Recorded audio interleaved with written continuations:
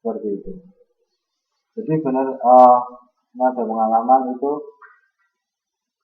untuk respondennya kan ada yang petani ya.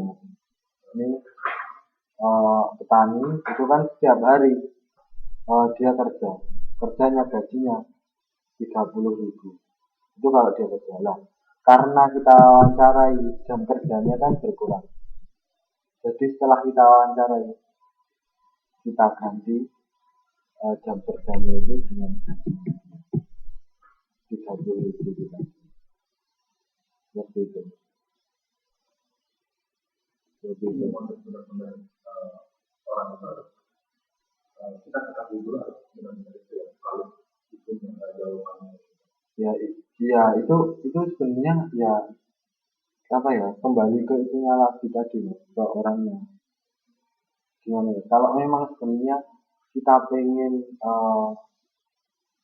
valid itu ya kita yang membacakan dia yang tinggal ngomong kita yang isi. Jadi istilahnya ada interaksi.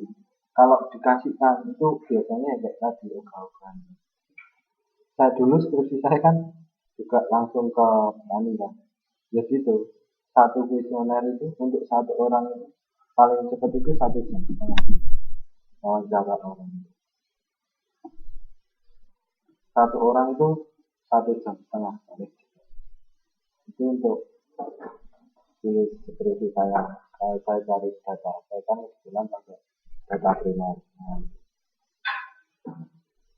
Dan pertanyaan saya itu juga istilahnya terbuka lah. Harus benar-benar jelas. Mungkin kalau saya kasihkan langsung kuesioner saya, mungkin pemahamannya itu mungkin agak beda kan.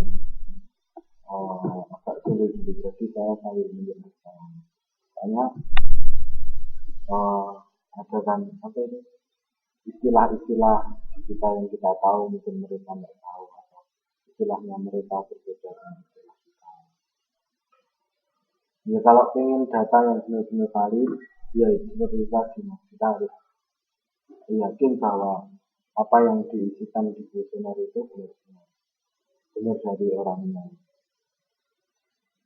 Seperti itu. Biasanya orang mau mengisi dengan benar itu kalau ada dia memberi, kita juga harus memberi. Ya itu ya apa? Itu strategi kita aja biar kita dapat data yang benar-benar gitu. Biasanya soalnya kan orang kenapa ogah-ogahan itu kan karena kita nggak habis makan harusnya kita pergi. Aku mau ada acara yang lain. Ini masih disuruh misi. Ini menyita waktu seperti itu kan biasanya.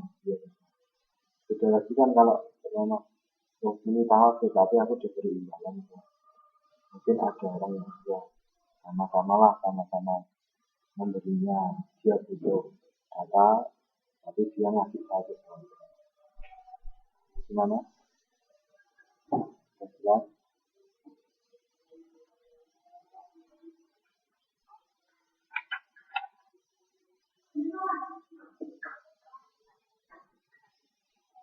Selanjutnya ke pengumpulan data itu tadi. Pengumpulan data dapat dilakukan oleh peneliti langsung ataupun dilakukan oleh staf lapang yang direkrut untuk mengumpulkan data sesuai dengan teknik yang digunakan.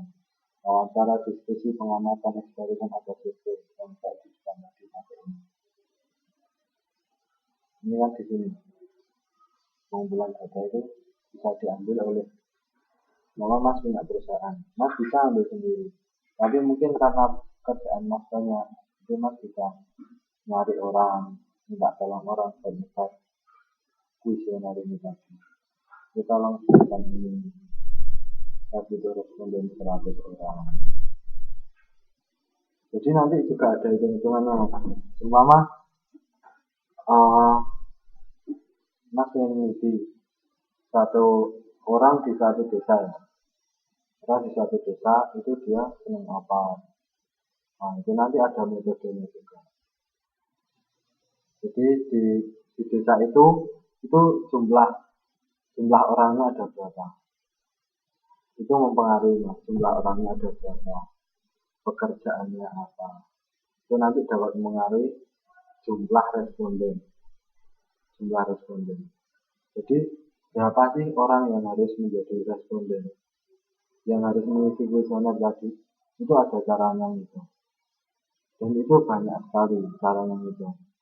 Ada yang kalau dia di bawah 100 atau tidak ada 100, itu harus diambil semua. Mas mau meneliti orang di sat RT, mas di sat RT, mas mau apa? Dia itu mau pemilihan kepala desa gitu. Sat RT itu sebenarnya dia milik siapa sih? Kalau itu di bawah 100 orang, itu harus masuk ke semua. Karena apa? Di ini nanti setelah dihitung itu tuh ada standarnya. Jadi apa?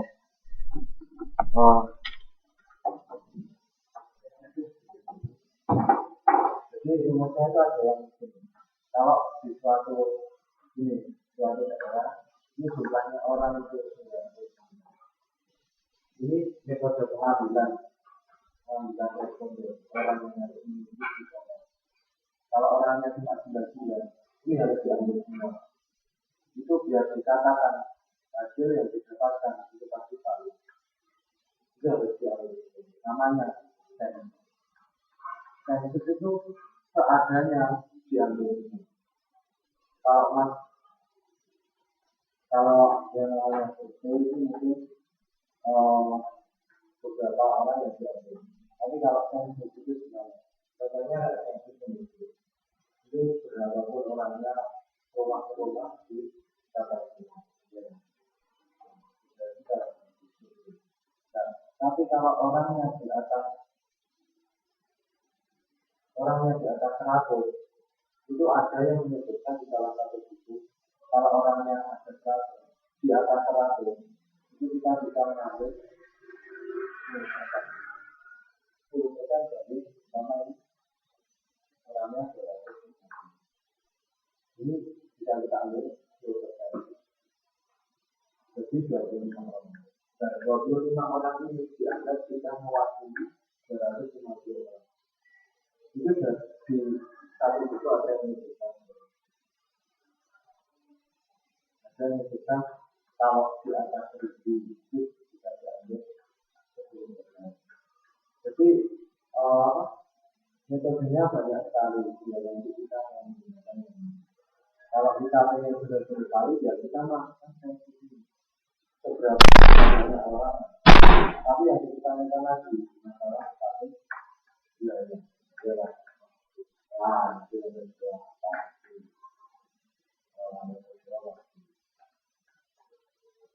Kalau kita harus mencari mungkin di situ ada 2.500 orang.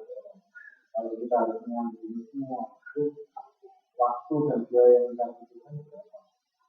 Kalau menurut ini tadi 10% pun dari 2.500 sudah 250, sudah termasuk banyak. Salah satu itu menyebutkan kalau 250 ini kita mewakili dari 2.500. Ada juga yang rumusnya nanti ada jumlah penduduk dikalikan ini bisa digunakan. Jadi kalau pengalaman ini nanti kita bisa diambil. Kalau pengalaman 94 ada yang lebih simpel dari visioner. Lebih simpel dari visioner langsung bertanya orang. Tapi ya itu pasti juga sendiri. Bertanya malah lebih lama. Iya, cuma kan kita nggak bisa kayak gini. Kalau mungkin visioner kita butuh tentang diberi semuanya. Tapi kalau seumpama kita wawancara, iya wawancara. Kita mau buka menggunakan produk makanan, terus kita nggak mau kita ngambil tenaga misalkan dari demografi, ada aktiviti, ada anti lingkungan, di perilaku konsumen, jadi semuanya terkumpulkan keluar kan kalau seperti ini. Kira-kira betul nggak saya katakan seperti ini? Iya, nggak apa. Biasanya kan kayak gitu, mereka kan juga sudah memiliki analisisnya sendiri-sendiri. Analisisnya mungkin dia sudah memiliki data tentang perilaku konsumen itu beberapa tahun yang lalu. Dia kan nggak mungkin secara langsung, oh ini tuh gini. Nah, dia punya alat analisis sendiri. Ya kalau kayak gitu juga nggak apa-apa, cuma kan pertimbangannya tadi biaya. Ahli kita mendatangkan berapa ahli gitu. Demografi, ya. Itu sudah berapa biaya. Jadi ya, istilahnya tergantung ya kembali ke individunya itu lagi. Emang kita itu ya sudah besar, uangnya banyak, aku butuh waktu yang cepat, ya sudah ngambil sesuatu yang benar-benar dia, tapi bisa di istilahnya bisa di kalau bahasa Jawanya bisa dijagalkan, tahu kan? Maksudnya apa yang Buk katakan itu benar. Ada buktinya kalau kamu mengatakan produk harusnya seperti ini itu nanti. Ya. Itu mah kan kalau sudah mendatangkan banyak ahli mengeluarkan uang banyak tapi ternyata analisisnya nanti. Ya. Selanjutnya analisis tadi setelah kita dapat data dianalisis penyusunan laporan. Setelah kita analisis itu hasilnya apa kita susun laporan agar kita tahu nanti hasilnya itu seperti apa. Terus ini ke data perlindungan konsumen. Kemampuan perusahaan untuk menjual produk yang sesuai dengan need dan want konsumen. Need itu kebutuhan, want itu permintaan, ya kemauan. Konsumen akan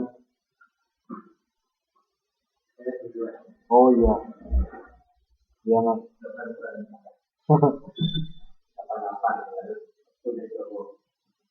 Iya mas, makasih mas, hati. Jadi dengan peningkatan kapasitas penjualan. Hal ini harus dilakukan tanpa menyakiti dan membahayakan konsumen masyarakat luas. Bahkan perusahaan-perusahaan bisnis lainnya membahayakan di sini memiliki arti yang sangat luas. Kan hanya membahayakan dia secara langsung mungkin karena kita tidak menuliskan hal kedaluarsa gitu kan, itu kan bisa membahayakan jiwa secara langsung kan gitu.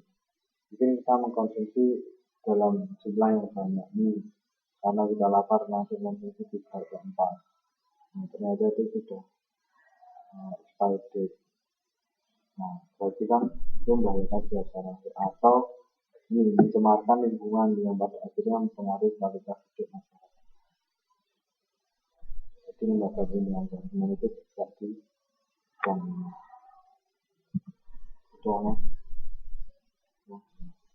latar belakang pentingnya lembaga perlindungan konsumen.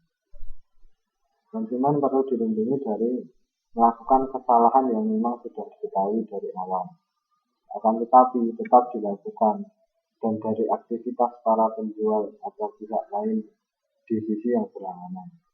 Contohnya informasi tentang kandungan dalam kemasan makanan yang tidak sesuai dengan asli.